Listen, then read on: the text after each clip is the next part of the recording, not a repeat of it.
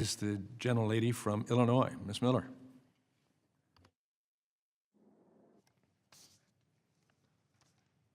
First of all, Dr. Shearholes, earlier in this hearing, you said, quote, "The federal workforce is tiny." I think the American people would disagree with you and find that laughable. I don't know what you're basing it on. The federal workforce is 2.4 million people, and that excludes the military and postal workers.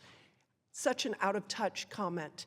And to my fellow member on the other side, you just said that we need to give the working schmucks of the world a break. I hope you didn't really mean it, but a schmuck is a foolish, stupid, dummy, sucker, loser. Okay, it's time for the government to be transparent and accountable. That's what the American people want. We want businesses and workers want less regulation and lower taxes.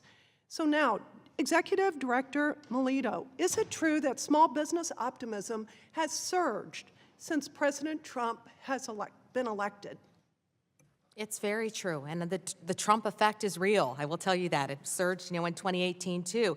And as I said before, small business owners are anxious for President Trump to get started on this regulatory rollback there. That's great. As the chairman said in his opening statement, President Biden's policies hampered job creation. We've talked about some of those rules here today too. So yes, my members are very happy and are looking forward to, blue skies ahead. That's great. And can you be specific on why that's the case? How would you define a pro-business environment that President Trump is implementing that's causing the surge in optimism? Well, first, I think business owners are very happy to know that, they've heard President Trump's talk about the small business tax deduction, and Representative Miller, I want to thank you for your support also on that front too. So preservation of those tax cuts, the Tax Cuts and Jobs Act, and I will take issue too with Dr. Shearholz's characterization of the tax cuts as for billionaires and corporations, because my members would most definitely disagree with that. That 20% small business deduction has been critical for so many small businesses, and they have used that to reinvest, not just in the business to buy new equipment, but I have stories where they've used it to pay for health care, 100%. They've used it to bonuses. They've used it to pay for, community things, sponsor the Little League things like that. Again, they use that money to reinvest in the business, in employees, and in their communities. So that they're very excited. That's great. We join the excitement as we set the government back, reducing the government, making it more transparent and accountable like the American people want.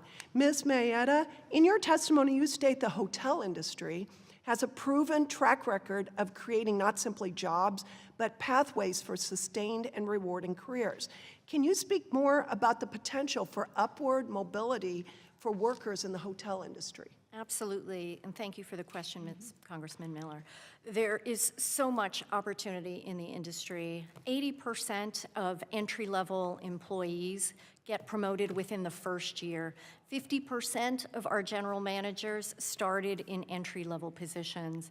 On top of that, our AHLA Foundation has invested some $44 million back into the industry through retention and recruitment programs, allowing us to help our industry identify new groups of young people, individuals through our Empowering Youth program that attracts young people who are out of a job or out of work for training to get jobs in the industry.